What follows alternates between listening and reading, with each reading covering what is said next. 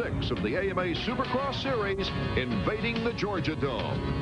Hello, everyone. Art Ekman along with David Bailey. Atlanta, a historic Supercross location. 11 different riders have won here. 6 former Supercross champions didn't win in Atlanta. That's not the case with Jeremy McGrath as he goes for his 6th consecutive victory on the season, David. That's right, but this is where his streak came to an end last year. Now, he has had a week off. I think he went and snowboarded and had a little fun, and why shouldn't he? He's won 5 in a row. He deserves it. But that may have given an advantage to the other guys who must be working very hard to try to close that gap, so perhaps the momentum has shifted. When I think of Atlanta, I think of ruts. Right, well, it's very sticky, like a sponge out there. You don't even need brakes, so I don't think that favors McGrath, and although after San Diego he looked so good, I said he'd win 6, no problem. I'm changing my tune. After talking with him earlier, he said, hey, when I take a Supercross break, I take a break. For me, in the way my program is, it's very important for me to have time off. I mean, when I have my time off, it's off. I mean, it's not, okay, I'm going to go riding and training. It's, you know, it's time off. I mean, I think it's important. We have a string of 14 races now in a row, and if I went out riding this last weekend, I can imagine how burned out I would be by the 14th race, and that would be the 5 before it, and then the weekend we had off if I went riding. But I think it's good for me because it splits my program up, and it makes it more fun for me. Tonight features the miraculous return of Doug Henry, and it's still vivid in my mind, David, that scary, scary crash at Budds Creek last year. Right, well, it was like jumping out of a 5-story building, really, and the impact was tremendous, and I think there was a time when the technology and the motorcycles probably wouldn't have allowed him to walk away from that, and the same for medicine. It was a pretty innovative surgery that required some titanium parts, but he's very flexible. His rehab has gone well, and it's going to be like starting over for him, though, out there, because not only is he on a new bike, but first time he jumps a double, perhaps the first time he crashes. I think he's going to be very nervous, as well his wife and me just watching. I guess I was a little nervous, just as far as something going wrong with the bike or with the compression on the face of the jump. Maybe something may hurt my back or something, and I wasn't sure how I'd land. But after the first time doing it, you know, I felt really good to be up in the air again. I landed, you know, the first couple times I did my jumps, I landed them perfect, so I was really happy because, you know, I figured all this time off, my timing's going to be way off and everything. But I went out there and my timing felt pretty good, so I got happier. It seemed like I was learning all over again. You know, the first time you do a double, you get really excited. And I'd just go out there and I'd do one jump, I'd get all giddy and excited, and then I'd go out and do something else, and it was just a whole learning, excitement process. It was real, but the month of January was real fun. As we take a look at the Suzuki 250 point standings, McGrath leading by 36 points. Behind him, David, 2 250 rookies. Right. Well, I think Kawasaki was looking at these guys to be a threat 2-3 years down the road, but in my opinion, they're there already. If anything happens to McGrath, they got not one guy, but 2 of them right there ready to take over the points lead. I think they're also due. Huffman, this track looks a lot like Seattle did in terms of the ruts, and he was quick there. And also, Ryan Hughes has come from, I don't know, like 17th, it just seems like, at every race, and he's due for a win as well. Also, this is Damon Bradshaw country. He's won here 3 times, and I know he's ready. And last year's winner, LaRocco, probably looking to get something started here. When it comes to Supercross champions, the factories realistically are looking 2 and 3 years down the line.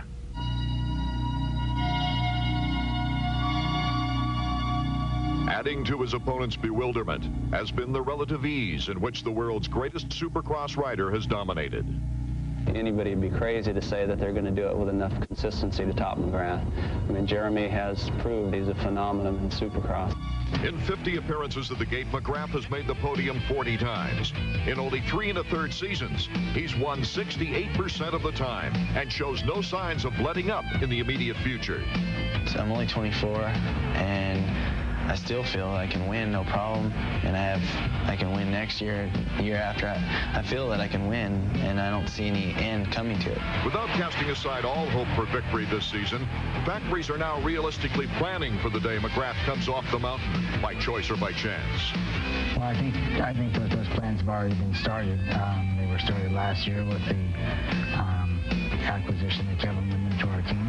We need to, be able to develop a riders and machines, you know, and then down the stretch you need to have somebody to be able to take advantage of all that. Well, Damon Bradshaw's interim retirement threw Yamaha's future plan into fragments. Suzuki's road to 250 success started with the basics, the hiring of Roger DeCoster to rebuild from the bottom up. Over the winter, they built a new production bike, which I think is a good base to work from now. And you need a good bike, but you need also the confidence. Kawasaki's answer, a 2-year plan with the signing of 2 promising youngsters, Damon Huffman and Ryan Hughes. Where the older guys we had on our team, they would like, oh, it would take them 2 or 3 practices before they would, well, I guess I can do that obstacle. Where the younger guys we have on the team, they go right up, jump it, easy, as soon as they get there. Everybody that comes in the 250 class with a factory ride, I think it's definitely talented enough to do it. It's just proving to themselves that they can stay up there every race. It was back-to-back second places for Damon Huffman and his 10-lap bar-to-bar battle with McGrath in Seattle that might have indicated a Cowie payoff sooner than later. Yeah, I kind of know what that feels like to lead. It was my first time ever leading a 250 race, but I just need to focus on doing what I need to do on the track and, you know, hopefully leave Jeremy, you know, forget about him. With Huffman second and Hughes third in the point standings, new life has been pumped into their entire team. We are all excited. There is a lot more energy, and because the kids are that are on the team now are just so wide-eyed to everything, just, you know, eager to take on and conquer and, you know, all the challenges that are ahead of them. You know, it's good for everybody on the team. Honda's future plan is simple, but what will happen when Jeremy retires on top or forms his own team in a couple of years? It's a good possibility that he'll be with us next year, and if he wants to go car racing or go-kart racing or boat racing or whatever he wants to do, that'll be up to him, and he can leave as on top as he'd like to do. The always exciting qualifying heats coming up next. And as we leave you, let's take a look at our future Supercross schedules. We'll be back in a moment. AMA Supercross on ESPN2 is being brought. Track map. David, the red Georgia clay, a lot different than last round in San Diego. Right, San Diego was like riding on a street. Here it's like riding on a sponge. Very soft, a long starting line. 4th gear by the time they reached that first corner. Then into a rhythm section in the first of 2 triples. But new for 96, on the left side of your screen is sand in between all those whoop sections. Leads into a double. They've got to get over that to make the next triple. Then the whoop-de-doo section before the finish.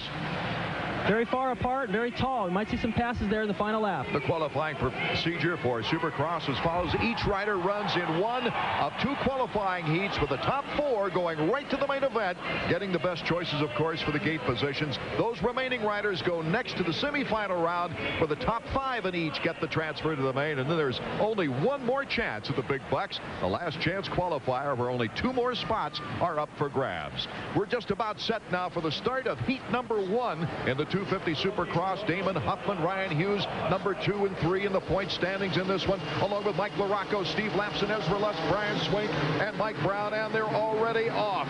It is Ezra Lusk, number 34, with number 5, Ryan Hughes, going way up into the air and falls down in a mass confusion there in the first turn. Out in front is Brian Swink, number 23. Well, Ryan Hughes tried to thread the needle down the inside, and he actually clipped the hay bale with his foot. Sent him off. He looked like a trick rider on a horse. It threw him off the high side.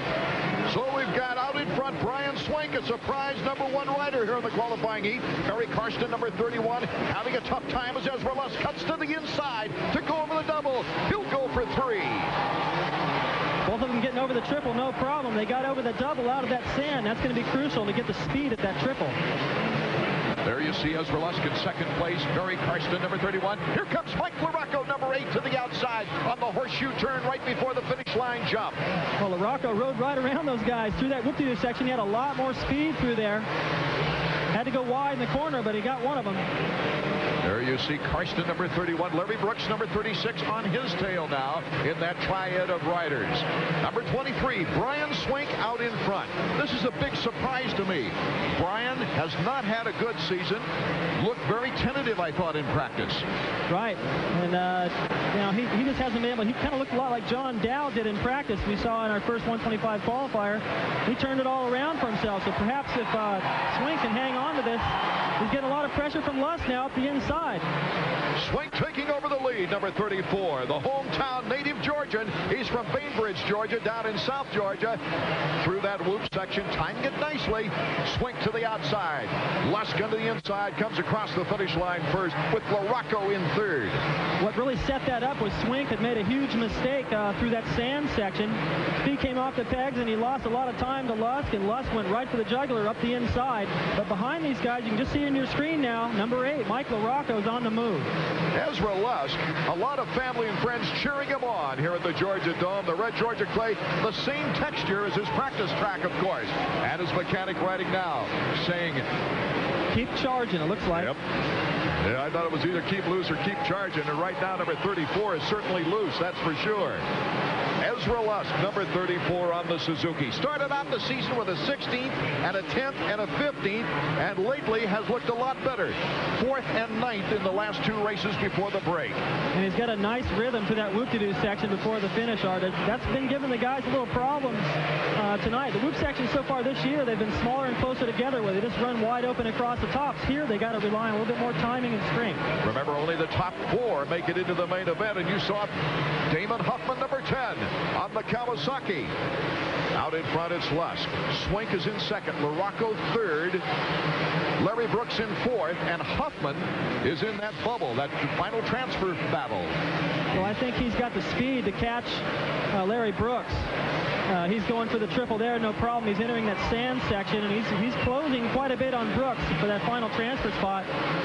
But really, the story behind him is the guys that might have to go to the semi from that first turn incident. There you see the top 5, as we mentioned, as Huffman tries to pick up the interval on the 3rd place rider, the 4th place rider. So we're halfway through the qualifying round number 1 with Ezra Lusk, the home state favorite, out in front. Oh, Ezra Lusk hits the hay bale on the turn. Brian Swink takes over. And LaRocco goes by in 2nd place. Brooks in 3rd. No, Ezra's up in time. Larry Brooks on his tail. That's really tough, though, to get going, and especially when you got somebody right on your tail after you fall like that. It takes a lot of energy out of you. So we'll see if he can keep it going. But right now, Swink's got it all his way. Stay tuned as Supercross qualifying continues from the Georgia Dome in Atlanta. We've got a great battle on our hands. It is Brian Swink in the number 1 position, number 23, with LaRocco, Lusk, Brooks, and Huffman. We'll be back in a moment. Georgia Dome in Atlanta, 250 Supercross qualifying is underway with heat number 1 and number 23. Brian Swink is our leader. He started out with a fine job coming out of the hole shot, but Ezra Lusk took over the lead before he clipped the hay bale and went down. So it's Brian Swink out on top. Here comes Mike LaRocco, though. LaRocco acting like he wants to make a move. Well, he's definitely close enough. We see there's a lap rider in the way, but look at LaRocco jumping 3 and 4 bumps through that whoop section. That's where he was so fast the first lap. He's gaining a lot of time through there, and I think Swink knows it. LaRocco coming off preseason knee surgery. The knee feels a lot better. It's been strong in workouts. He needed the time off to get back into sync. Well, I think a lot of the guys needed the time off. Everybody but Jeremy. Everything's been going his way, and the rider going down in between these guys, they're not affected by it. And you can see as they approach that triple how rutted that face of that jump is starting to get. Brian Swink, number 23. He's currently in the lead. The Honda of Troy bike makes his home now in Linden, Florida.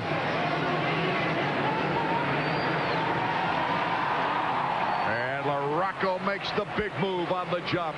Mike LaRocco, a popular rider here in Georgia. Well, this place has to be kind to him. He must feel good riding here. You saw him smiling before the start.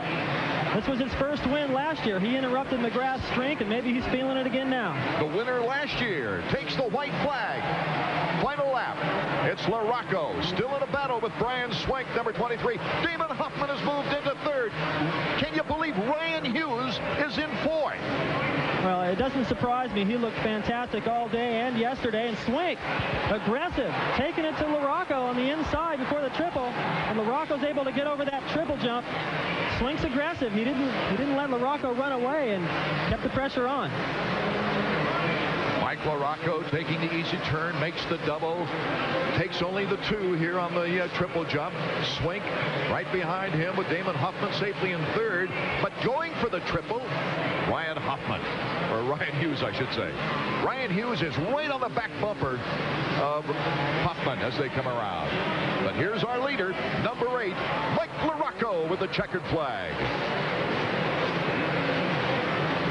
So Mike LaRocco takes the first checkered flag of the year for him in any such event in Supercross. That'll give him a great gate position, and we'll be back to hear from him right after these words.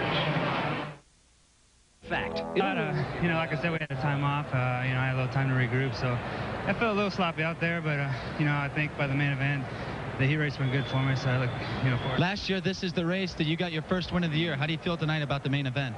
I feel good. You know, the track's real soft. I like that kind of dirt, and my Suzuki's working real well tonight, so I want to put it back on top. How about the ruts? Is it getting worse out there? It gets worse, you know, the more we ride, but you know, they've been trying to do a good job fixing up the track and you know, taking them out, so it should be good, but by the end of the race, it'll be bad. Okay, we wish you luck in the main event. Let's go back upstairs. Okay, thank you, Mike LaRocco. A very happy winner as we take another look at number 34. Leading at the time, Ezra Lusk got crossed up, hit the hay bale, David Bailey. Well, he was leaning too far to the inside, trying to hug it a little bit too tight right there.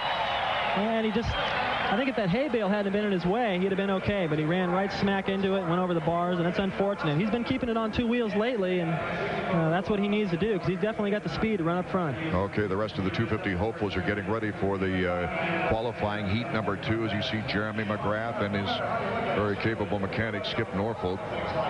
Skip now shouting out to the official as they ask him to start revving the engines. Skip Norfolk has a problem, I think, with Jeremy McGrath there. Maybe Davey Coombs can zero in on that down on the trackside floor as we see the rest of them. Number 15 is Doug Henry, and what a story this is. Well, this is a miracle, really. It reminds me a little bit of the Ernie Irvan comeback. You know, I mean, it wasn't life-threatening for him, but perhaps he might never walk again. A lot of pressure on his spinal cord, a touchy surgery, and I'm really happy to see him back. He won his preliminary qualifier earlier by about a mile, so he's looking strong out there. We're going to find out soon if he can do it with the competition. That's always different. So along with McGrath, it's Craig, Emig, Lawrence, Bradshaw, Lewis, Button, Larry Ward, and of course Doug Henry, some of the familiar names that you're used to as seeing in the top point situation. But Doug Henry now, his orthopedic surgeon, came to Atlanta not to see Doug Henry race. He didn't even know there was a race here this weekend. He came for an orthopedic convention next door at the Georgia World Congress Center, and then he saw the article about Doug Henry in the newspaper. I think it was on Wednesday, David Bailey. Yeah, I talked to Doug, and Doug said that his doctor said, I thought you said March that you'd be riding. So well, he's pushing it, trying to get back a little sooner. There's Skip Norfolk now. Evidently, they got things straightened out with Jeremy McGrath's bike. They seem to have it all under control, but, you know, anytime there's a concern like that, it gets your heart pumping. You're already nervous enough at the starting line. You don't need anything like that going wrong. And Jeff Emig, who was lined up near him, was looking over there going, good. I hope he does have problems. After the way he talked about Jeremy, there you get a look at him in San Diego when he beat him in the heat race. He was actually hoping he'd put him over the hay bales when he made that block pass. So a lot of these guys are getting tired of Jeremy winning all the races, and they're going to do anything they can within good sportsmanship, I think, to beat him. 30-second board is up. When it goes sideways, we have from 5 to 10 seconds. When that gate will drop, the riders, of course, can't see the gentleman that drops the gate in that hut. Another great crowd on hand. Prior to Atlanta, we don't have an audience count here yet, but prior to Atlanta, 4 out of the 5 venues set attendance records this year in Supercross. And a big response from the crowd when they introduced Damon Bradshaw. He's also in this heat. He's won here 3 times. Board is sideways. That gate now can drop at any time, and it does so. And McGrath with a good start. So with Michael Craig, number 17. But it's McGrath into the corner first with Emig right on his tail.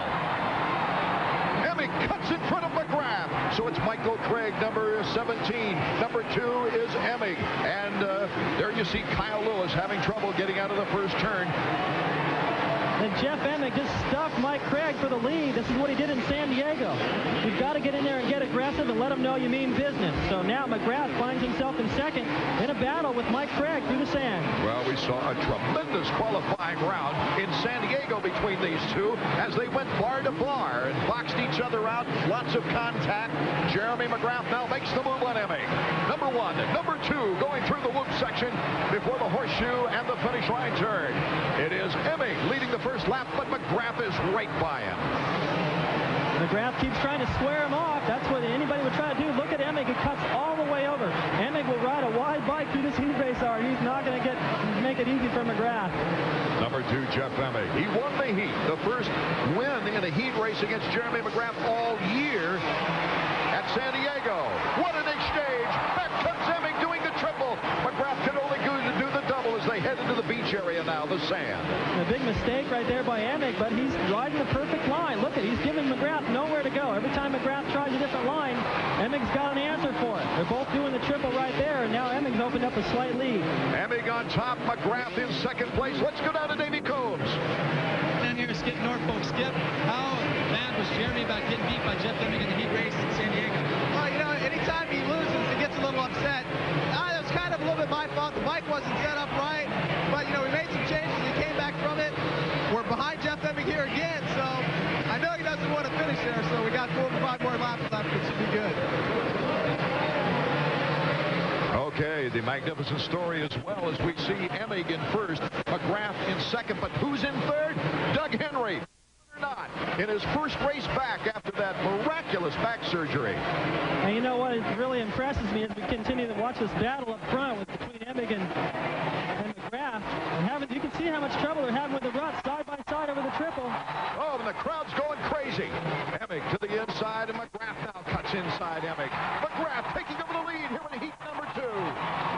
Emig down the inside, though. Well, he made a little bobble there. If he hadn't made that bobble, he'd have gone right for McGrath's foot peg. That's what he did in San Diego, and he's still close enough. He might do it, but as I started to point out, Doug Henry didn't start in third. He was 5th or 6th, and he's worked his way into the 3rd spot, so he's fast. So it's Henry along with Craig behind these 2 front runners. McGrath number 1, Emig number 2, Henry 15, and Michael Craig number 17.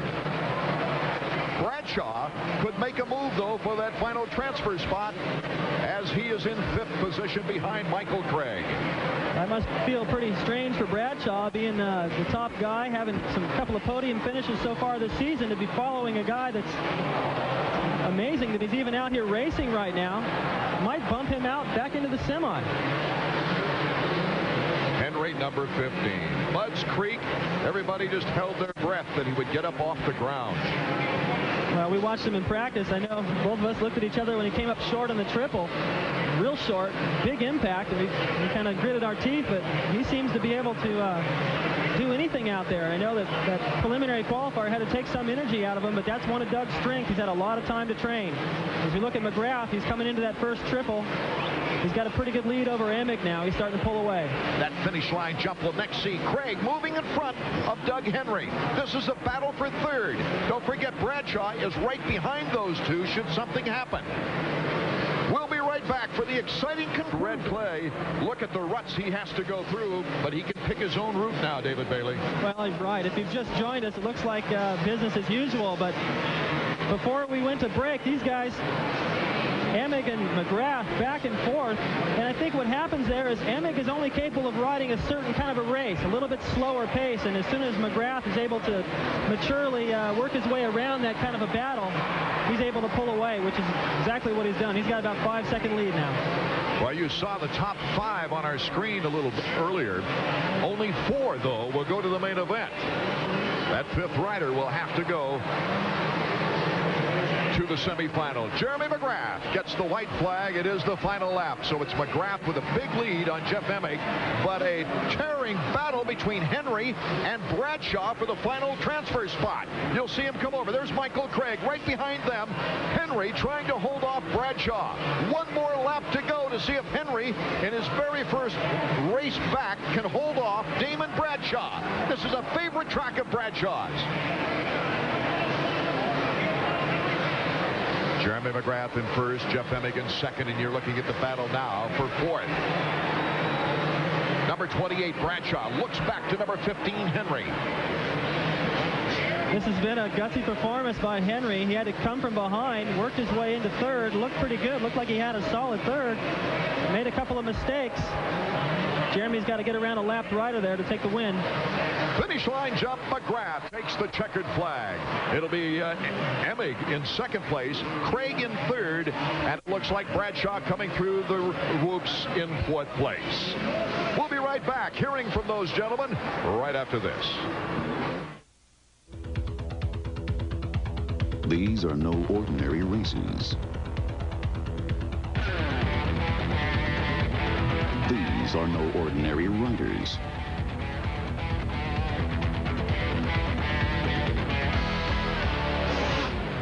And this was no ordinary year.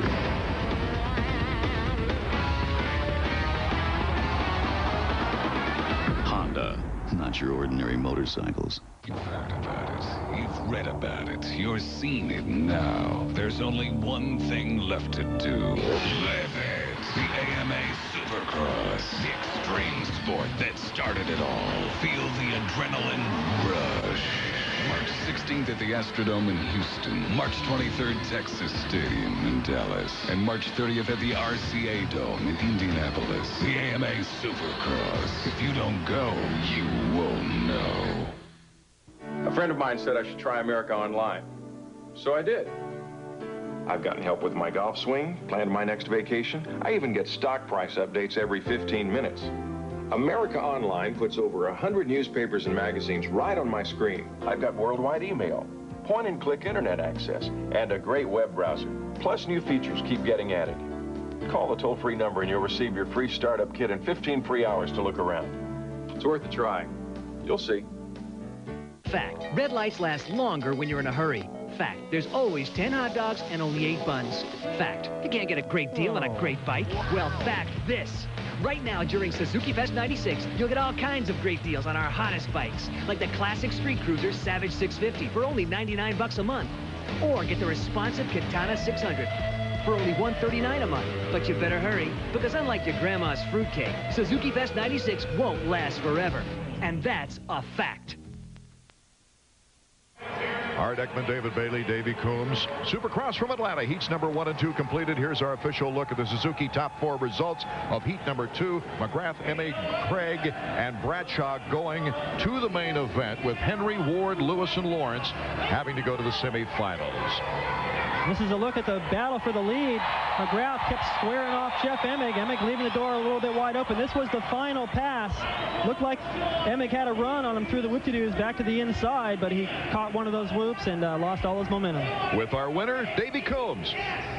Jeremy, how important was it to beat Jeff in that race after losing to San Diego in the heat race?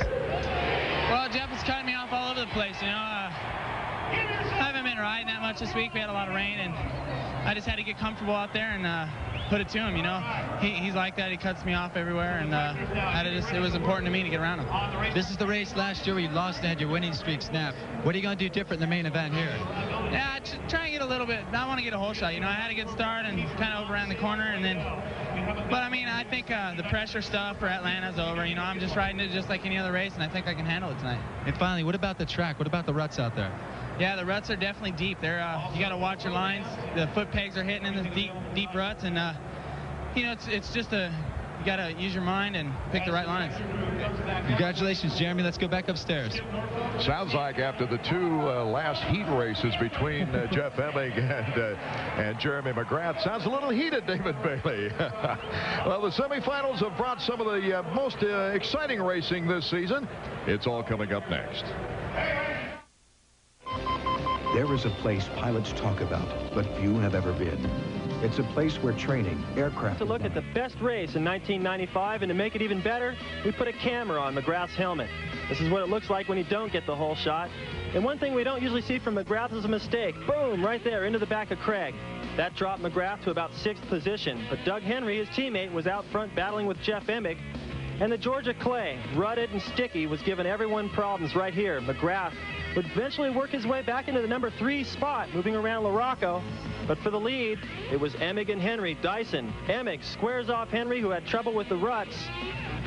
Unable to do the double jump, and almost landing on McGrath right here as he comes down. McGrath comes out of the corner, looks at his teammate as if to say, don't get that close to me.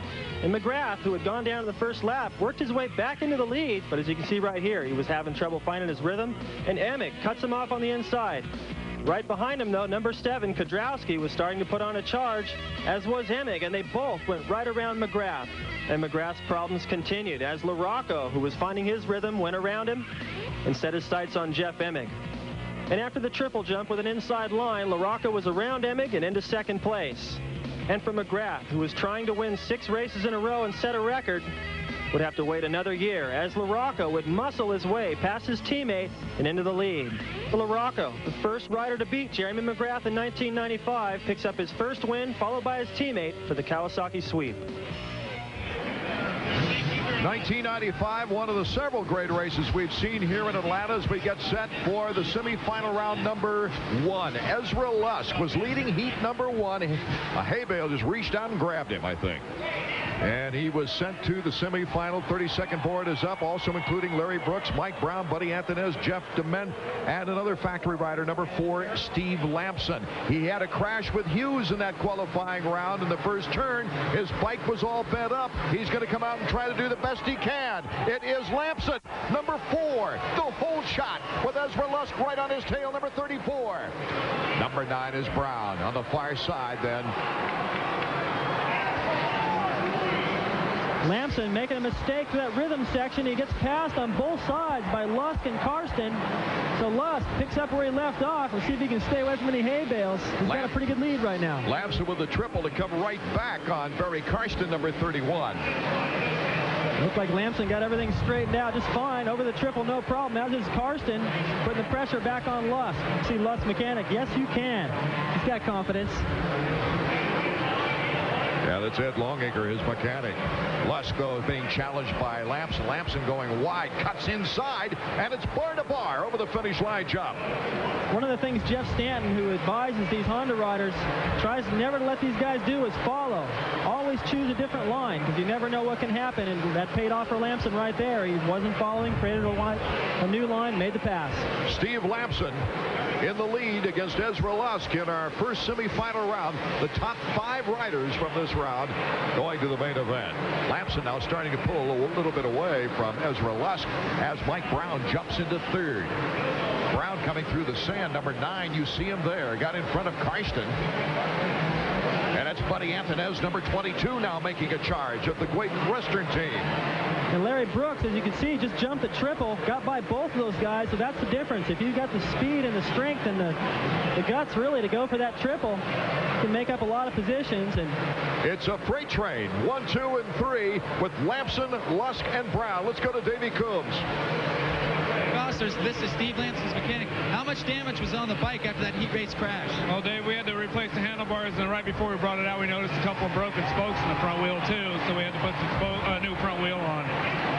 That's it. Got Steve's bike stitched up, and he's in the lead right now. Let's go back upstairs. It is a back-and-forth battle with Ezra Lusk. And, of course, many Georgians here at the Georgia Dome pulling for the 34 Suzuki against Steve Lampson. While we were talking with Lampson's mechanic, Lusk, through that rhythm section, got to the inside of Lampson. Lampson squared him off. These guys are going back and forth, stealing the line away. I really thought, Art, that Lampson was going to pull away, but Lusk found something else. It is Ezra Lusk, Steve Lampson, and Mike Brown through the loops, 1, 2, and 3, with Larry Brooks getting a challenge from Buddy Anthonez in 4th. The top 5 riders going to the main event. Lusk out in front, you see him there. There's our top 5 riders here in the first semifinal round. It's looking good for Ezra Lusk and Steve Lampson. We'll be back and find out who takes the checkers when we return. First time you see it, you'll say 2 words. It is Ezra Lusk, number 34, leading from Bainbridge, Georgia. Steve Lampson from Northern California, and Mike Brown behind him, 1, 2, and 3. Pretty well defined. Then we've got Larry Brooks and Buddy Antonez battling it out for 4th and 5th. There's Lusk's mechanic. Lusk really had to fight for the lead. The mechanics for these riders are standing right next to each other. I don't know if that's such a good idea. Actually, I think this is all good, clean fun so far, but Lampson is, I think, maybe a little bit surprised. Like I said before, I thought that he was going to pull away, and probably he did too, and Lusk came right back. I think Lusk is used to riding on this kind of soil. He's from back east, a lot like Bradshaw, who's had good success here in the Georgia Dome. They're used to this kind of soil. Lampson from out west, I think, rides on harder pack stuff. Well, Lampson with an 11th and a 14th to start the season, then came back with 2 third podium finishes. Let's go down to Davey Combs. Davey? You know, earlier tonight, Ezra Lusk came out to the opening ceremony with an Atlanta Braves uniform on. He really wants to win this race. He wants the fans on his side. If it means doing something cheap like putting a baseball outfit on, he's going to do it. Let's go back upstairs. Lusk coming off a 4th and a 9th, does a nice little salute to the fans, whereas Steve Lampson is just strictly business going through the triple. Well, Lampson's probably bummed out. He knows that he's going to really have to pull off something pretty fancy to get around into the lead in the semi. You don't like to see a factory Honda guy have to go to the semi, first of all, and then not even to be able to win it. So it's a real bummer, and he's just watching from second place as Lusk does the cross-ups and gets all the fans' respect. Here's the checkered flag for Ezra Lusk winning the semifinal round. A popular winner with Steve Lampson 2nd, and it'll be Mike Brown 3rd. Buddy Antonez 4th.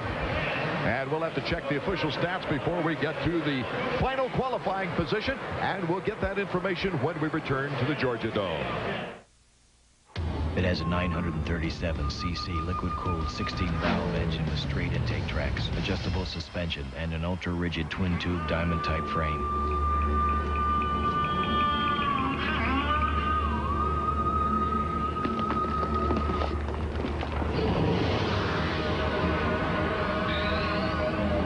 Best of all, it's comfortable on any road. The Suzuki RF 900R.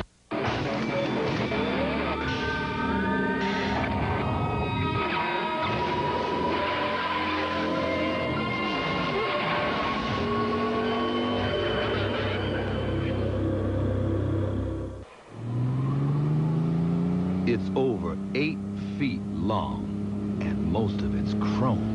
You can't wait. Valkyrie, May 25th. Welcome back to AMA Supercross from Atlanta. Semifinal 1 is history now. 5 more riders, as you see here, making it to the main event. An impressive performance by Ezra Lusk, as Brooks, Krein, and Stevenson will have to go to the last chance qualifier. Some pretty well-known names there will have their last shot at making the main event. Let's go down to Davey Combs. Okay, I got Ezra Lusk coming up here to the podium right now. Ezra, you're riding with a lot of renewed confidence. What's going on? Well, after that heat race, it was a pretty sad race, you know. I always start up front and seem to just throw it away. Is this thing on? Oh, it's for the TV. And I always just throw it away, you know. I'm just getting pissed. And, you know, sooner or later when I get all these bugs out, all these mistakes, those guys are really going to have some problems, you know, because I really want to win. It's deep right here, and I've always had it. And those 4 months I had off just really, really hurt me bad. And I just want to go out and win everything. All right, well, we wish you luck in the main event. That's Ezra Lusk back upstairs. Ezra Lusk thinking he was on the PA system instead of television with Davey Combs down there on the victory platform as we get set for our semifinal round number 2. And of course, one of the big stories is not only Larry Ward that we see there, but number 15 breezing by near the shack is Doug Henry after really a heartwarming performance in the heat number 1, his first qualifying heat since coming back from his back injury. You see Kyle Lewis there waiting, number 11, along with Jimmy Button, Phil Lawrence, Ryan Huffman, Josh Steele, Travis Blackburn, some of the names in this second semifinal round trying to make it to the main event. But more on Doug Henry. This story, you can almost make a movie out of it, David Bailey. The way his comeback has has come about. Technology in the bikes themselves probably could have saved his life in that crash in Budds Creek. And new technology and medicine, of course, getting him back to riding a bike by Atlanta. I mean, they said they had hoped that Atlanta would be the first time he gets on a bike. But here he is, just renewing his promise to the fans. Right. I talked to him a month or so ago, and he wasn't sure if he would be able to ride the Nationals. His doctor said he wanted to reevaluate the situation a year after the injury, which would mean June. He was like, wait a second, I got to ride the Nationals, and I need to tune up before I get there. So Atlanta's the perfect place. He told me that he thought anything could happen here in Atlanta. It always has. And everyone else has had a week off, so perhaps they're a little bit rusty, and he can come in here and perhaps surprise them a little bit. He did in that heat race, almost. Well, he's pretty much 100% medically. It's hard to tell about the real healing process. But Henry said, hey, I admit, I'm a little nervous. He came out of practice still with a little jitters, but that first qualifying heat probably settled him down a bit. I think so. I think once you case it a couple of times, come up short on the triples, and get in the thick of it with these guys, you're going to get comfortable. Okay, here we are in the semifinal round. Jimmy Button, number 100. Number 6 is Larry Ward as they take the turn wide. Ward has the edge, but Button the inside. And Ward will come out of it in the number 1 position as we go through that rhythm section. To the back of your screen, Rich Taylor had gone down right in front of Doug Henry. He had to go off the track momentarily, so he's riding near the back of the pack. He's got a lot of work cut out to try to make to the main from this semi. Doug Henry is all the way back in 7th position right now. The top 5 going to the main event. Larry Ward. And we've got a battle with Jeff Hendon, number 85, and Jimmy Button for 2nd place. Button makes quick work of Hedden up the inside. I think of these two riders, Button's got to have a little more confidence and a little more experience in this 250 class. Button, of course, campaigning last year in Europe after having a factory Suzuki ride in the 125s before that. Was a contender most of the way in the 125s, but had his problems injuries-wise and so forth. Lost the factory ride. Henry is now up to 7th place as our leader. Larry Ward, number 6, Honda of Troy rider. Ward himself thankful for the break before Atlanta because he wanted that thumb, the broken thumb in Europe, to heal even more. I think even in addition to the healing of the thumb was just the extra time for him to get back into riding shape, which is something he wasn't able to do with that cast he had on his thumb. He was able to ride a bicycle and stuff, but he wasn't able to go out there and ride. His arms were pumping up. He was nervous, and now leading this heat race, although he's getting pressure from Button, he looks a lot better than he has the past couple of weeks. Oh, Henry just did a triple and passed 3 riders. Let's go to Davey Coombs. I'm down here with Sean Persinger. Sean, is Larry 100% now or what? He's riding like it right now, but the last couple of weeks he's been having a hard time with the arm pump, and I think that's mostly due to being on a new bike and not being able to ride because of some injury earlier. He rode every day this week. He's been riding a lot lately, just trying to get in shape and get back into rhythm with the motorcycle. We'll keep an eye on Larry's progress as the race goes on. A real battle up front. As Henry has moved into 4th, we see Larry Ward, number 6, trying to hold off number 100, Jimmy Button. Button is quick. He's fast. He doesn't always stay up. Let's check it out. Neither one of those guys had the confidence or the run at that triple to jump it. I think the face of that jump is getting really rutted. Button goes to the inside. Larry Ward just losing his rhythm altogether.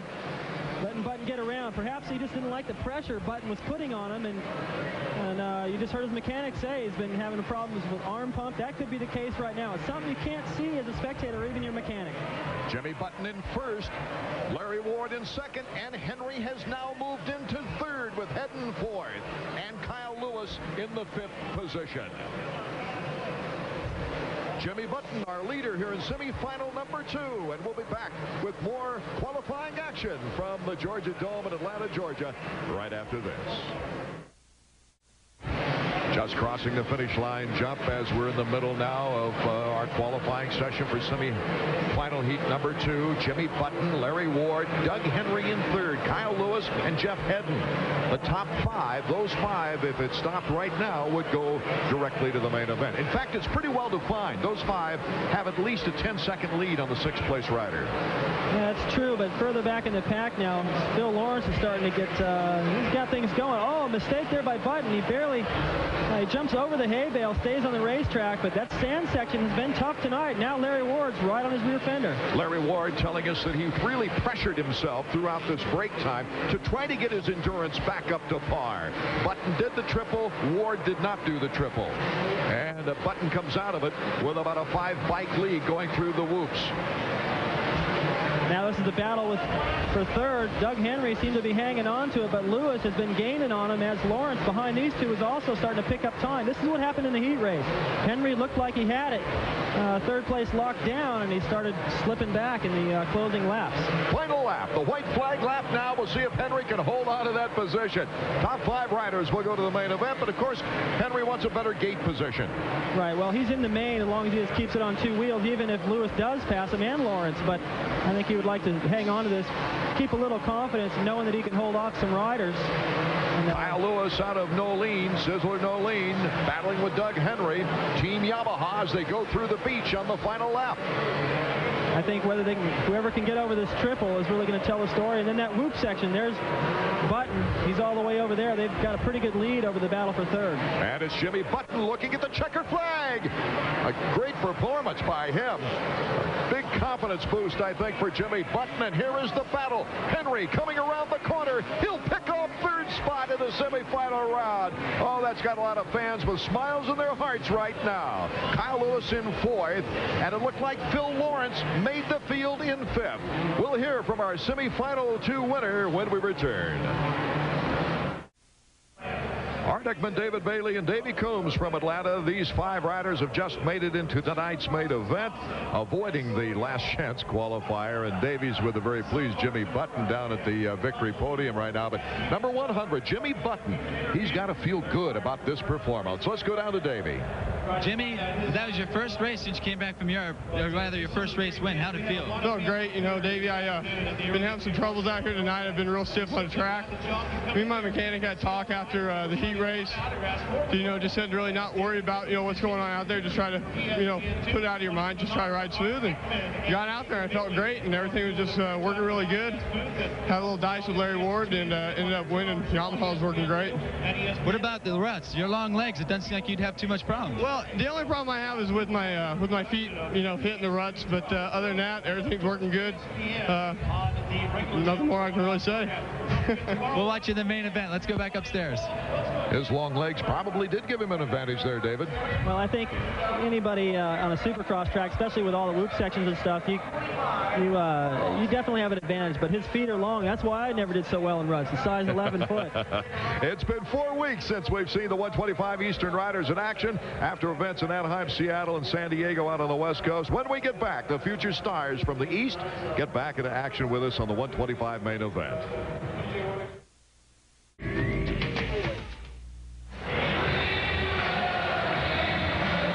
Welcome back to the Georgia Dome. While we were away, the 250 last chance qualifier took place, and Team Chaparral's Larry Brooks took it with Barry Karsten, a privateer, in his first 250 main event.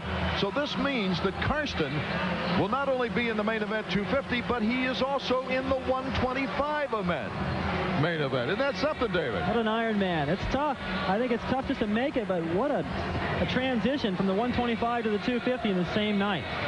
The Frenchman, Michael Pichon, comes into the race, the points leader. A quick look at the 125 Suzuki East point standings now. Shows us the veteran John Dowd and Tim Ferry tied for second, only 7 points back.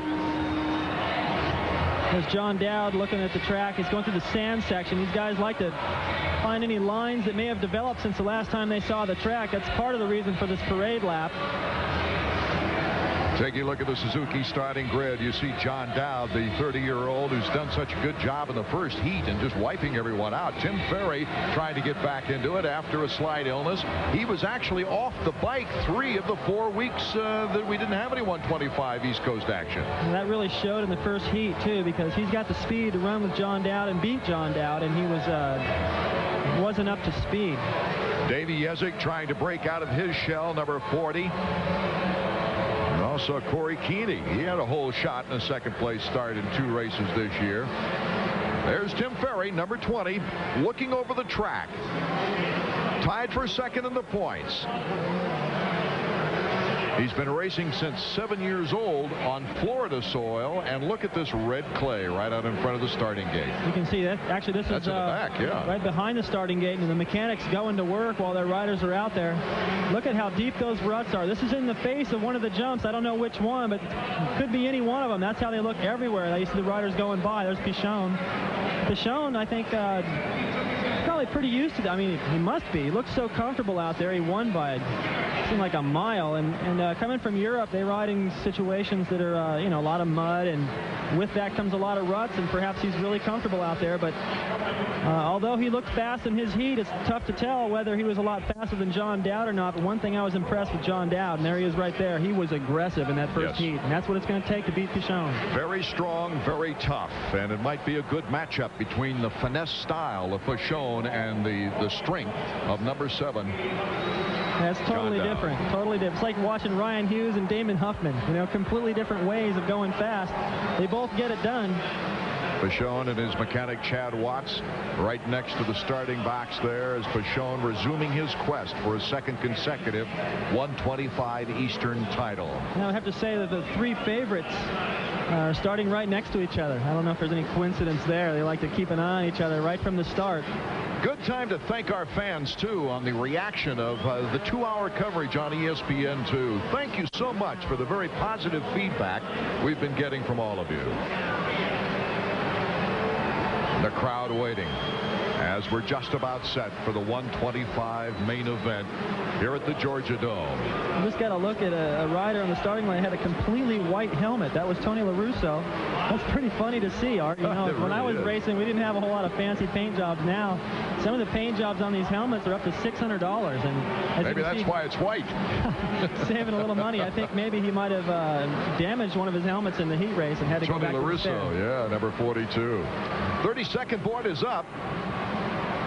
And when that goes sideways, it's only 5 to 10 seconds, and that gate will drop, and we'll be underway with our first main event of the evening. The 125s, really the future superstars of this sport, and it brings us some of the most exciting racing. Pichon had the gate choice, and he elected to line up in the same place he did in the heat race, right there next to the box. He pulled a hole shot from there, as did Ferry in his heat race. Okay, they're revving up and we're ready to go. Any moment now. Here's the start of the 125 main. It's Tim Ferry, number 20, nosing out in front with Mikel Pichon right on his tail. Pichon going a little wider than usual, though. Out in front, it's number 145. 145 on our list is Charlie Bogart. Bogart with a good start in the heat races as well. He comes out of Grand Prairie, Texas on the Suzuki. And Jim Neese, number 61 on the Honda. He's a North Carolina lad in second position. And Scott Sheik back at the starting line. Something must have happened. I have no idea why he's still sitting there. Oh, apparently he asked for some time to hold that race up. A lot of times they can ask for 2 minutes and get it. He didn't get it. You can see his mechanic is pretty upset about it. Oh, that'll hurt his point situation as well. There's on the run, Mikel Pichon with Ferry right behind him. Pichon in 3rd place.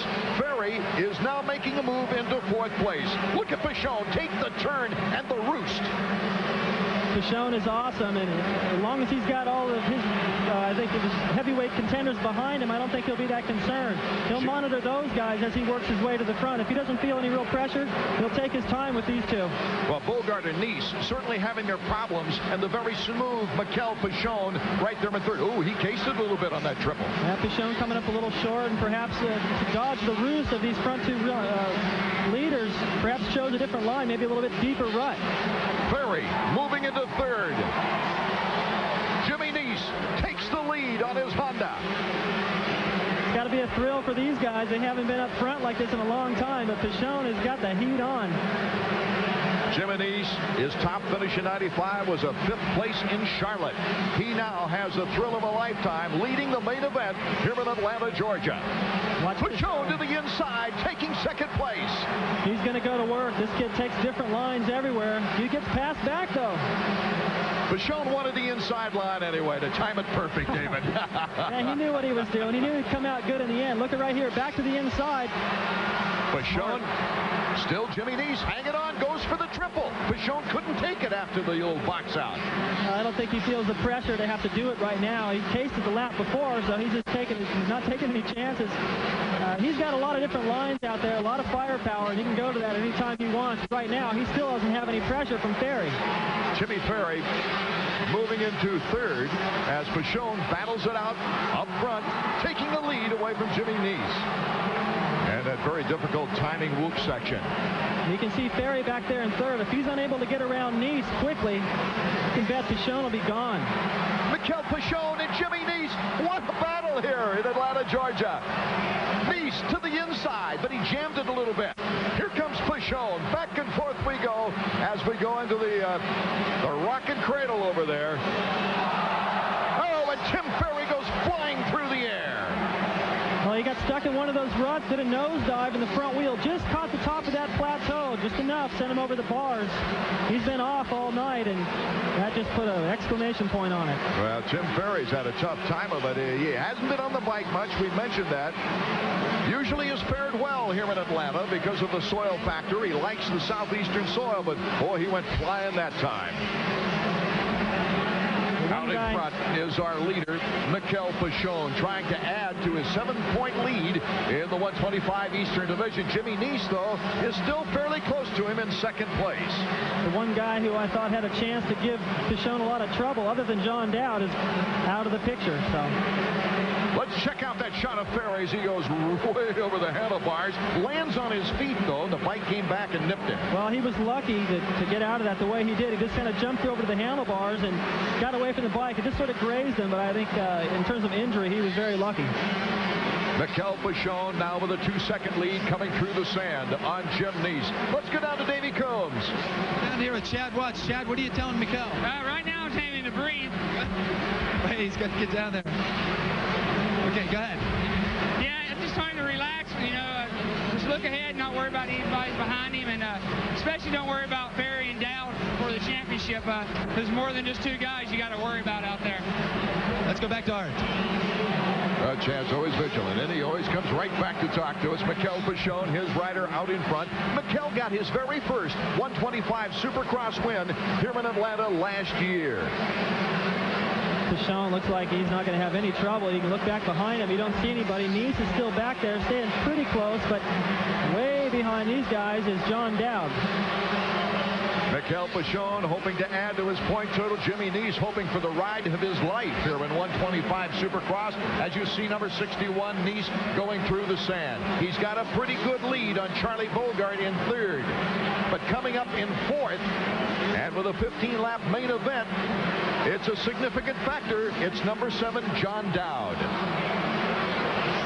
We'll be right back with the conclusion of our 125 main event from Atlanta, Georgia after this. Mikel Pichon, while we were away, got mixed up with a lapper. He is down. That just shows anything can happen. I saw that lapped rider laying over there. They were unable to get him off the track. Pichon didn't see him. Jumped the triple, landed right on the top of him, and it looks like he's hurt, Art.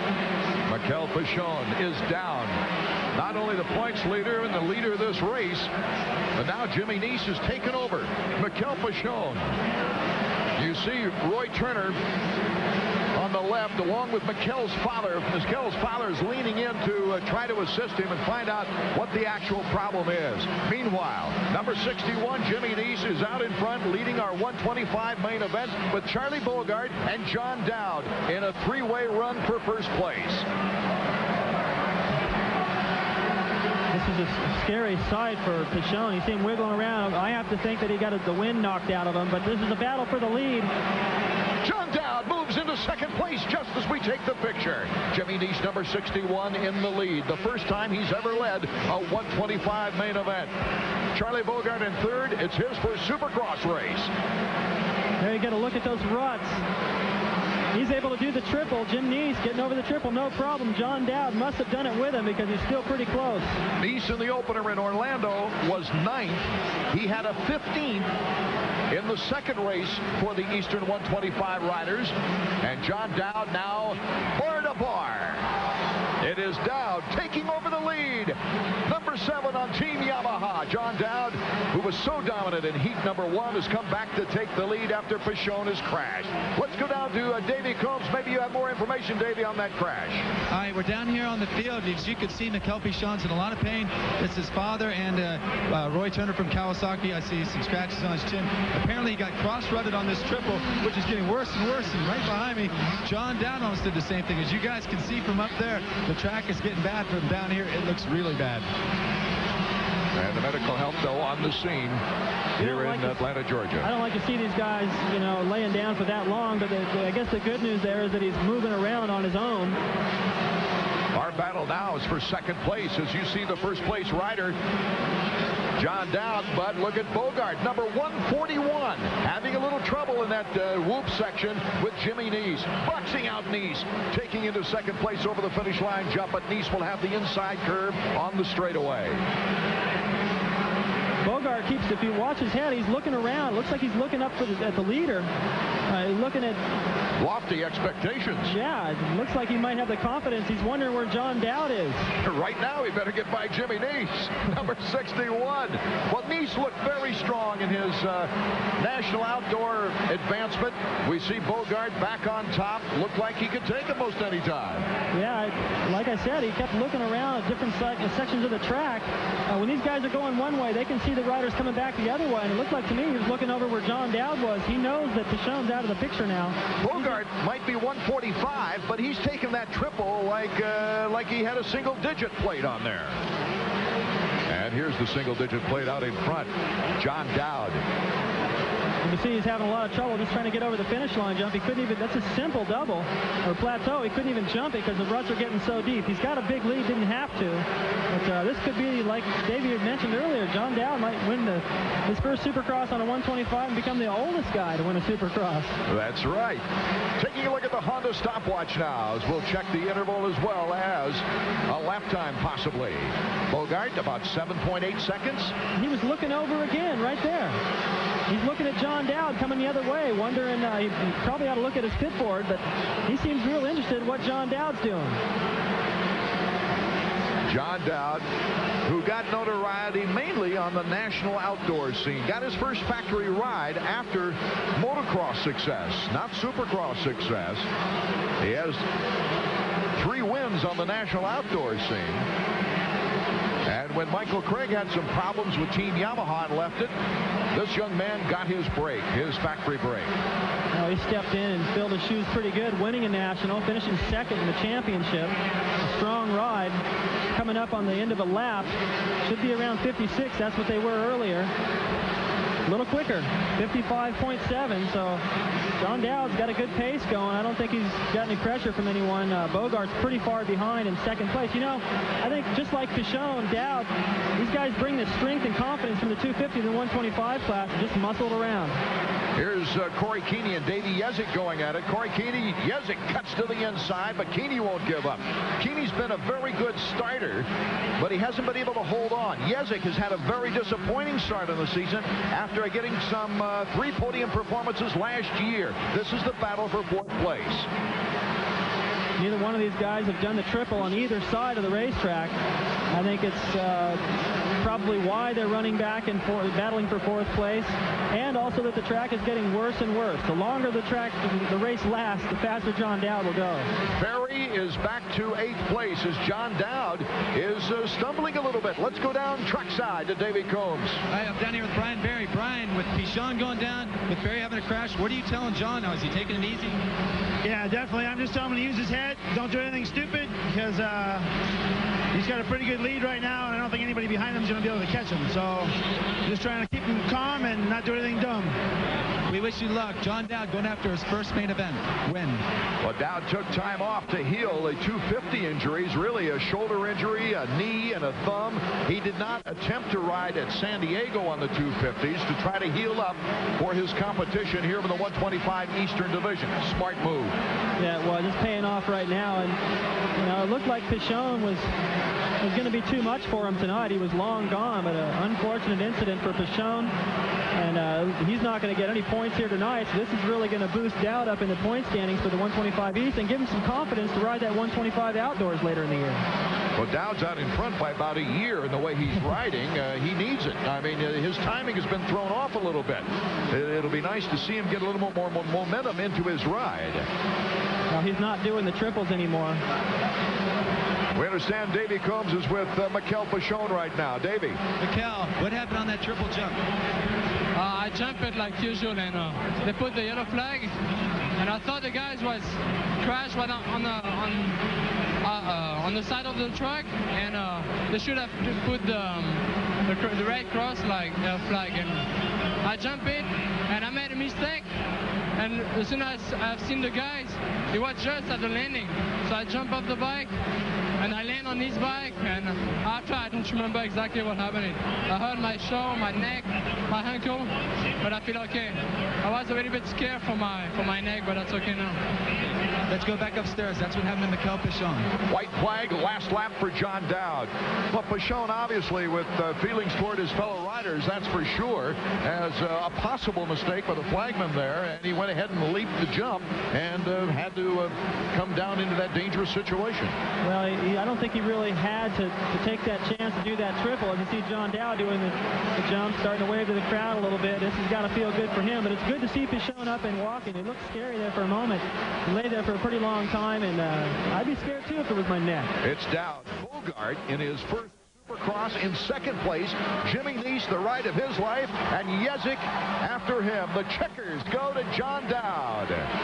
His very first 125 Supercross victory here in Atlanta, Georgia. This has been a track famous for first-time victories in Supercross, and we will be right back with the words of John Dowd and Davey Combs after this.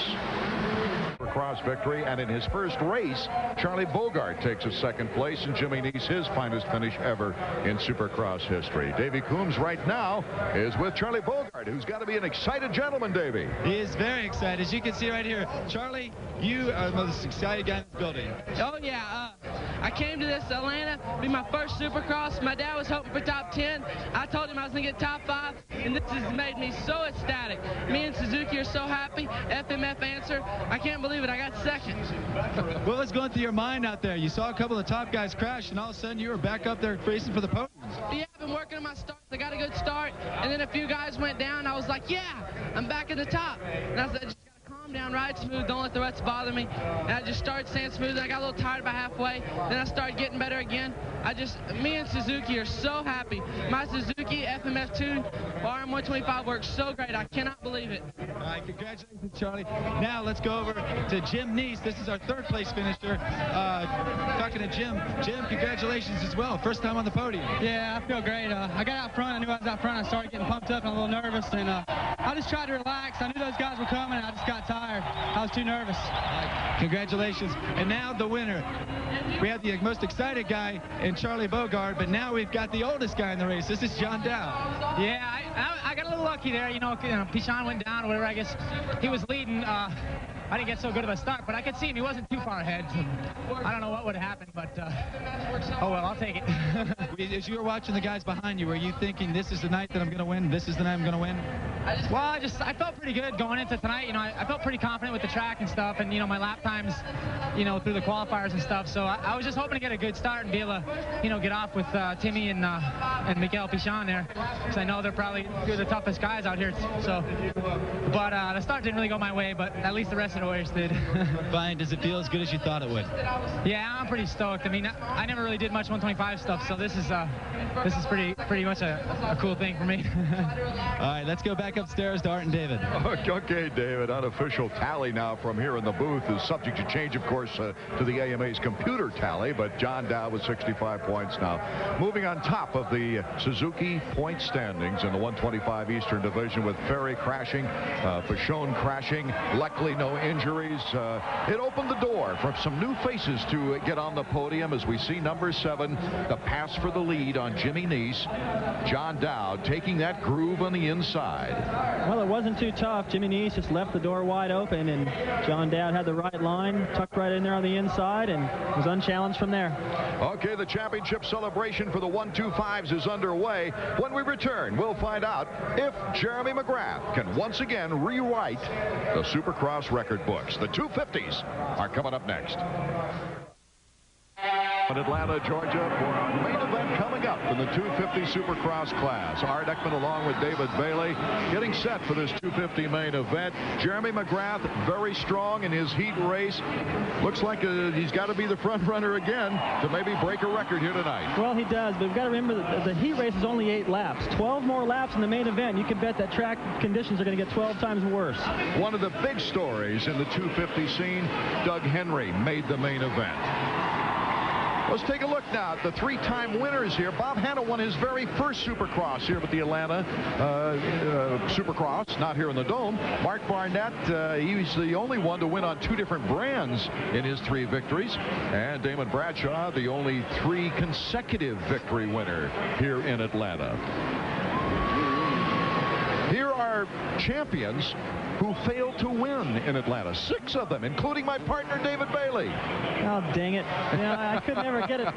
I couldn't get it done here, but second place isn't too bad. At least I won the championship. Back in 1983, though, you had a memorable experience at Fulton County Stadium outside in the driving rain.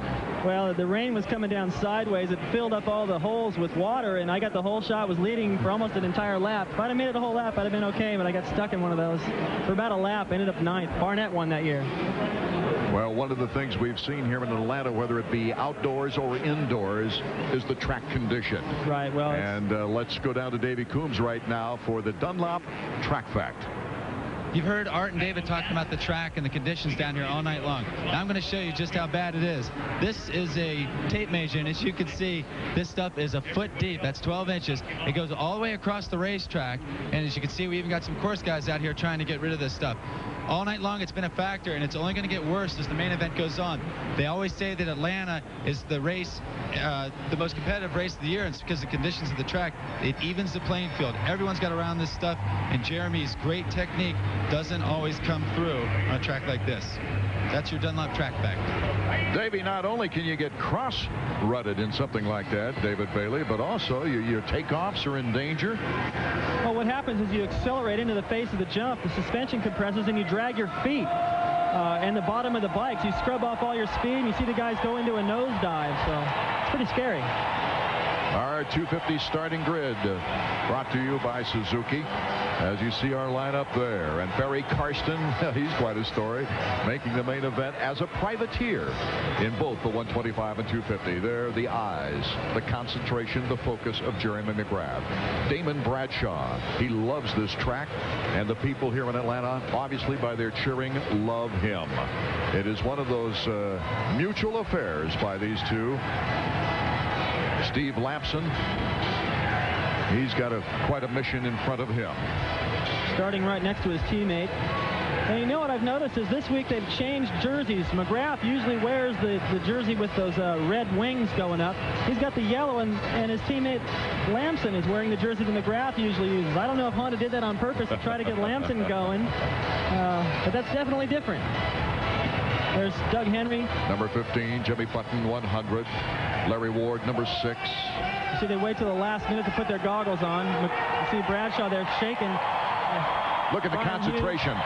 The race face of Ryan Hughes, number 5. He looks pretty focused. I know he's irritated with he pretty much had the whole shot in his heat race, and he went down the first corner, but Jeremy McGrath looking to become the first rider ever to begin a season with 6 wins, a record that would tie the all-time win string of Bob Hanna at any time during the season, 6 wins.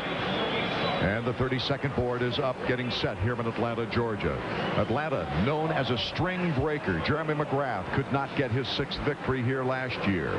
Rick Johnson also was gunning for his 6th straight victory and could not get it here in Atlanta. So we could be seeing history in the making should Jeremy McGrath get the good start. He has proved in the heat races that he can negotiate this track with ease. He's also proved that he has the maturity to put up with somebody like Emig cutting him off everywhere. Okay, it's sideways, and they're off. Jeremy McGrath not getting the good start. It's Jeff Emig, number 2, and another Kawasaki of Ryan Hughes, number 5. Number 2, Jeff Emig and Ryan Hughes right together with Damon Huffman and Michael Craig, number 17 in 3rd position now. Michael Craig jumps into 2nd and will take on Jeff Emig, number 2, as they go into the far triple side. It looks like Team Kawasaki out front. McGrath challenging for 3rd, though. And it's a 1, 2, 3, 4 event through the sand. McGrath cutting to the inside on Ryan Hughes. Moves into third, but Ryan jumps him now. Here's the triple. They all take the triple. Emig first. Ryan Hughes second. He's been fast in practice. Jeremy McGrath moving by Michael Craig into third as they go into the whoop section. Jeremy having a little bit more trouble than the Kawasaki's out front. Well, I think the only rider on the racetrack that's got the speed of McGrath has got to be Hughes. If he can get around his teammate, that'd be a big plus. He came from dead last in the heat race all the way to fourth. He was on the move, went by his teammate Huckman like he was standing still. Well, Jeremy's in a pretty good position, wouldn't you say, David? Oh, he sure is. He can watch everything right now, and he's got to be careful, though. Mike Craig, he'll come in there and slam the door on Jeremy if he leaves him any room. And he's got Steve Lamson behind of Michael Craig, and then Damon Huffman and Mike LaRocco in that order, with Ezra Lusk next behind LaRocco. We're looking out front right now. Emig, Jeremy McGrath taking second place with a battle. Ryan Hughes will not give up easily, however. You know what, though? This is the first time this year, Art, that I can think of where these two riders have been side by side in the first lap. Hughes has a great opportunity right here to do what Huffman did in Seattle. Watch everything McGrath does, follow his every move, and keep the pressure on.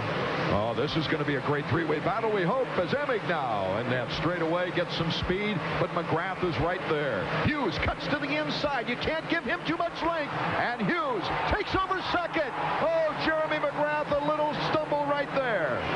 Well, he left a little room, and Hughes has proven to him right there. He's going to go in there and take it. Now, I think Emig he's riding pretty good right now, but you saw in the heat race, there's Ryan Hughes. There you see him, 22 years old. He's coming off his first podium appearance. That was at San Diego when he took a third. He is bar to bar with Jeremy McGrath through the triple. Jeremy to the inside. Oh, my goodness, what a battle as Hughes comes back on him.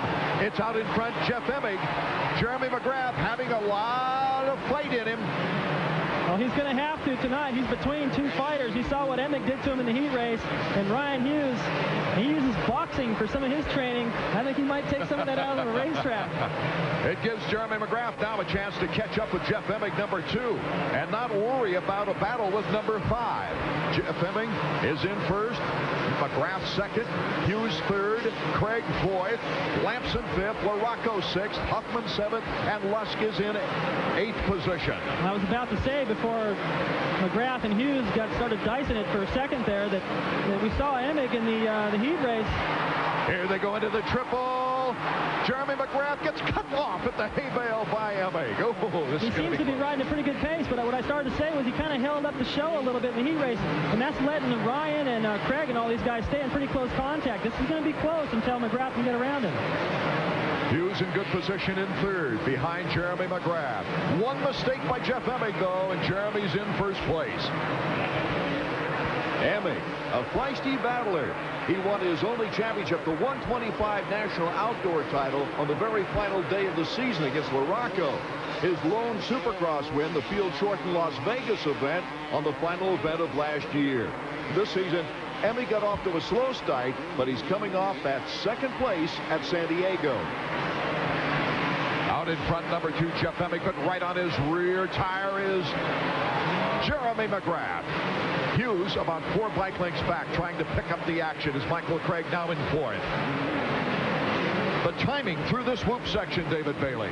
Well, this is a place where I think McGrath is really slick. He gets through there, and he carries the front wheel over 1 bump more than everybody else. He lets the back tire skip, and he hops 1 more. That's a faster rhythm through there, and it also takes less energy. He's able to do the same every lap. That's where he's been strong. McGrath is 5 for 5 in wins this year coming into Atlanta. He had a week off, and when he takes a week off, he takes a week off. I mean, he went snowboarding at Mammoth Mountain. But he feels that with a 14 straight race schedule, here he comes in the sand against Emig. Emig cutting him off once again, but look out for the triple. Let's check it out. This is going to be close. Jeremy McGrath, to the cheer of the fans, to the inside, takes over his first lead of the race, but Emig coming right back. Jeremy shut him down. Well, that's the same place that he kept passing Hughes, and finally he just pushed Emig wide, was able to take that inside line through that. It's the only place I could see on the track where it was really a lot faster. Craig goes down in that horseshoe turn right before the finish line jump. So it's McGrath now with Emig and Hughes. 1, 2, and 3. Lamson 4. And LaRocco has moved into 5th with Huffman behind him. Jeremy McGrath, only 24 years old. He got started really later in his Supercross career, coming out of BMX biking, but he has put championship upon championship. We'll be right back with the conclusion of our 250 main event from the Georgia Dome after this. Now at the battle for second place is Jeff Emig and Ryan Hughes, Kawasaki teammates. You see them behind the #1 red bike, the Honda of Jeremy McGrath. It is Lamson right behind them, McGrath's teammate. And I pointed out a little earlier that I thought Emig couldn't quite run the pace of McGrath, and I think he's holding up his teammate Ryan Hughes. Hughes has just gone down, entering the sand pit off your screen. Going to lose a lot of time. A bad break as Lamson moves into 3rd now with LaRocco in 4th and Huffman in 5th, and Hughes will have to come back. Hughes is back up and running now toward the triple as we see Jeremy McGrath, our leader, and he's leading by 4 bike lengths. There's Mike Craig, who had gone down. This is the corner right before the finish line jump out of the whoop section. He got out of control, took it into the corner, went off, and has twisted something. They can't even get him off the racetrack. That's Jeff Stanton right in there. He just got roosted in the face. That's a dangerous spot to be. Jeremy McGrath in front as we see Emig in 2nd place. It'll be interesting to find out what our interval is between these two. It's Emig. There you see #2. Well, Jeff Emig coming off of 2nd place in San Diego finds himself in 2nd again. Within striking distance, I would say, of McGrath. The track's going to get beat down and rutted worse as the race continues. Lappers will become a factor, and if Emig can keep his rhythm, stay in contact with McGrath, keep the pressure on, who knows? So this ruddy track here in Atlanta has taken its toll in both the 125 and 250 main events. A 4-second lead by this young man, Jeremy McGrath, gunning for a record 6th straight win to begin the Supercross season. It would tie Bob Hanna's mark of 6 consecutive victories anytime during a season. Here comes the Honda stopwatch. We're going to put a lap time on Jeremy McGrath. It's about a 3-second lead he's got over Emig right now. That's not much. And look at this battle for 3rd. You got Lamson, Huffman, LaRocco. There's Ryan Hughes, who had fallen earlier. He's rejoined that pack. We got Lusk in there. These guys are pretty tight.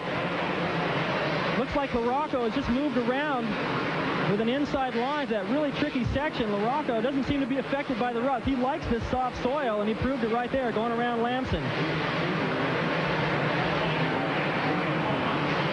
Honda stopwatch ticking away to see what kind of lap time. It'll be interesting, I think, to compare it with the 125s. Power is a little bit more important, though, on a track like this, don't you think, David Bailey? Well, I think so. It's like I said earlier, it's like riding on a sponge. You guys can just about take the brakes off and throw them away, because every time you let off the power, it just soaks up all your speed, especially in the faces of the jump.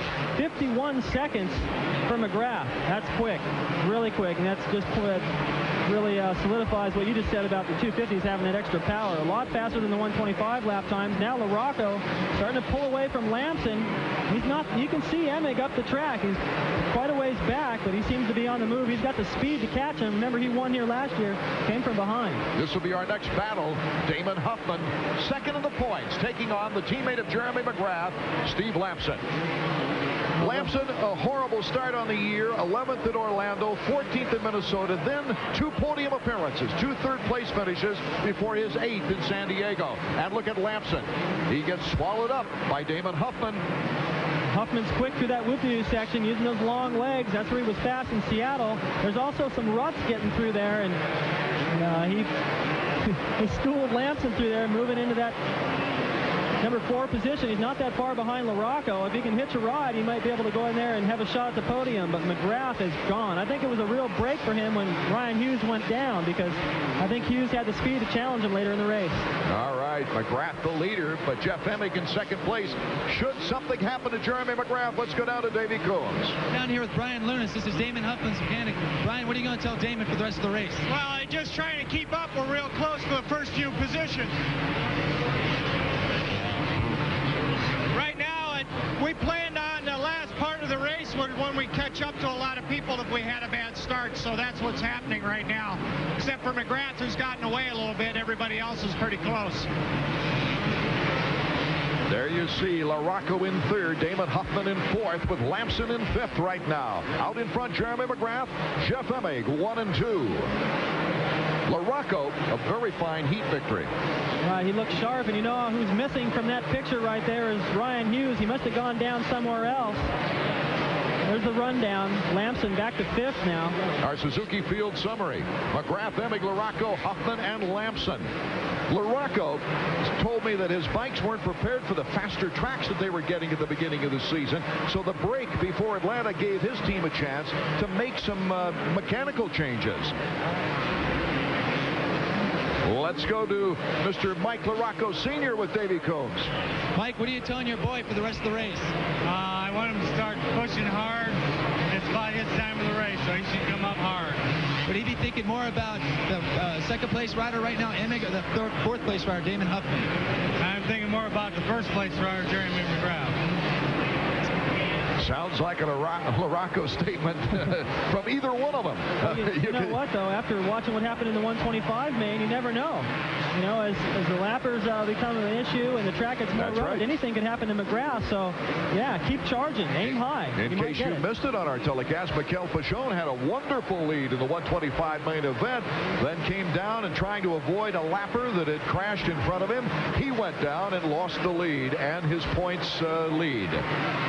Let's go to Davey Coombs now with Jeremy McGrath's mechanic. Skip, earlier in the race, Emig was up there with him. Did that make you nervous at all? Well, you know, these tracks with the ruts and the soft dirt, it tends to lead to a lot of block passing because the turns are so slow and you got to get straight going down there.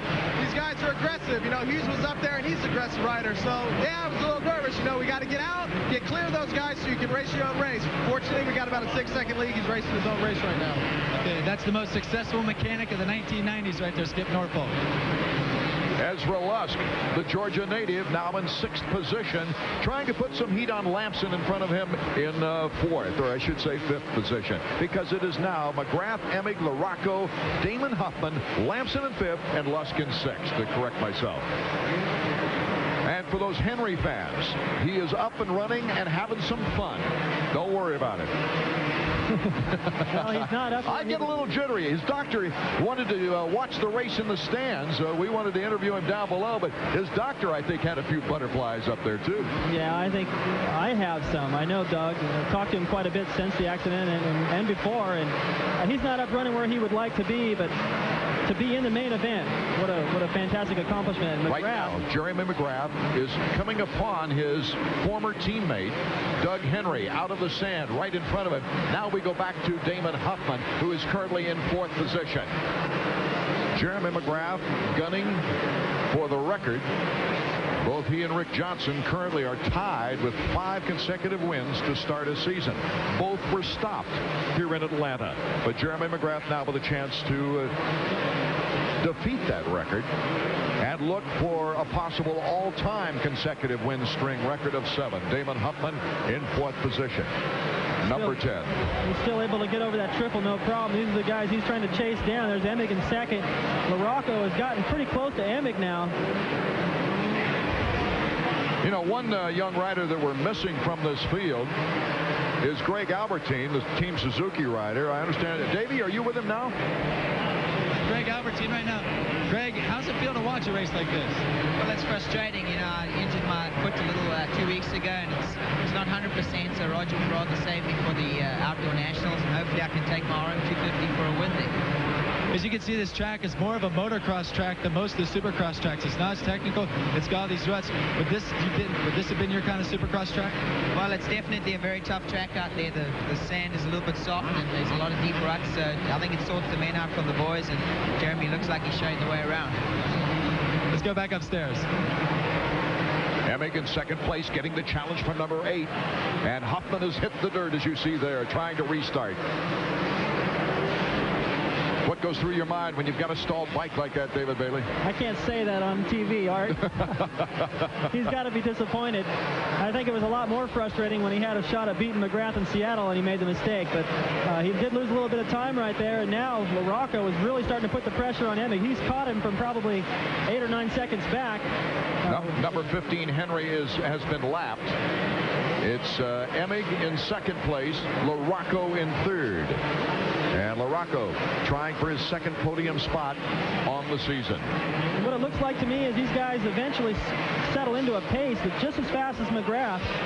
In some cases even faster, but the story really is the fact that McGrath for the first 3 or 4 laps is so fast he puts it out of reach. There's nothing they can do about it. I don't care how fast they go. Well, the last lap came up quick. The white flag lap is now underway. McGrath with an 8-second lead over Jeff Emig, but the real battle here is for second place.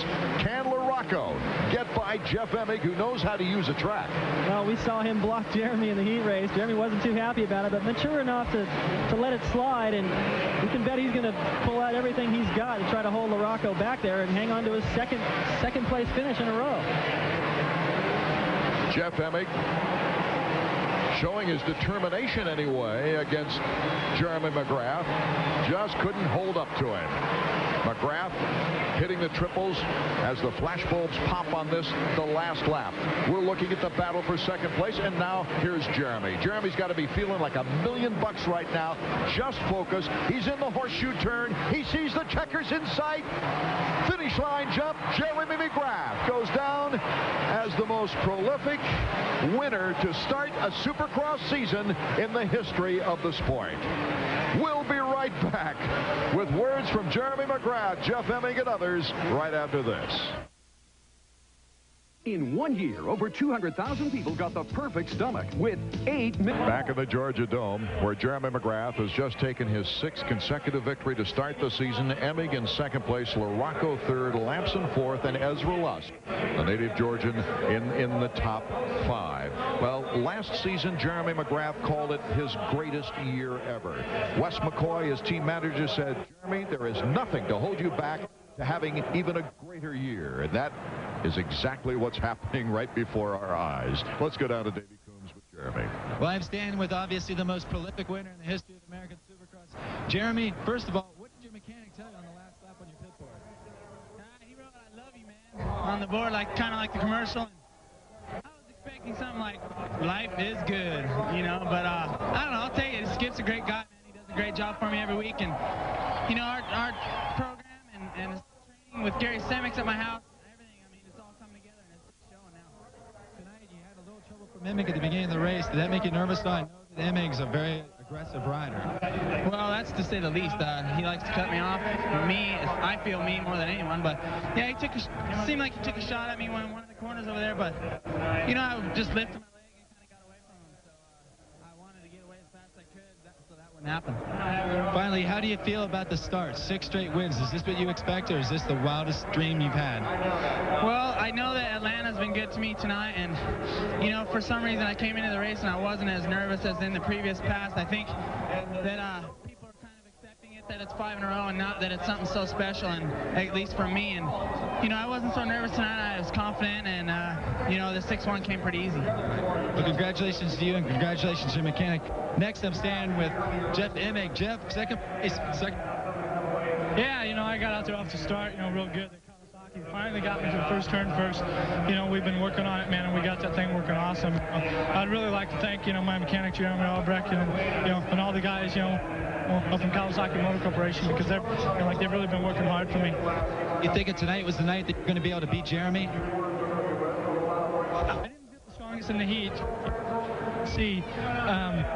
You know, but I said, hey, you know, I'll go out, you know, and I'll charge, you know, I'll charge the main event, and you know, he's still pretty strong right now, and you know, but I'm creeping up on him, and one of these days, you know, I'm going to put him down. So it'll happen. Of course, Nationals next. Oh yeah, the Outdoor Nationals, they start next week, and you know, I'm we're happy for that, you know, to get another championship going, and you know, a lot of things change, you know, when you do that, you know, when you start the motocross, and you know, I just like to thank everybody here, you know, at the Georgia Dome, and all the people from the AMA, and you know, everybody, because they're putting on, you know, some really great events this year, and you know, I think that they got their stuff together. 95. All right, congratulations, Jeff. Let's go back upstairs to Art and David. He just needs to get closer. Right here we see David Bailey, number 1, Jeremy McGrath, in hot pursuit of number 2, Jeff Emig. Well, I think this is the pass for the lead. There was quite a few. It looks like McGrath got a little stronger line out of there on the inside, got over that little double jump, and look how much he squats down, like he's just charging so much. Stays lower to the ground over the triple, controls the inside line, takes over the lead, and that was it. Well, the Suzuki point standings have Jeremy McGrath at 175 points, and of course this is unofficial, our tabulation from the broadcast booth. But Huffman and Hughes out of the top 5, well, they bring closer to the scene now Emig and LaRocco with 95 and 92 points, and even Lammy has 88 points. But Jeff Emig, his second consecutive second-place performance, and he's not one to settle for that. No, he definitely wants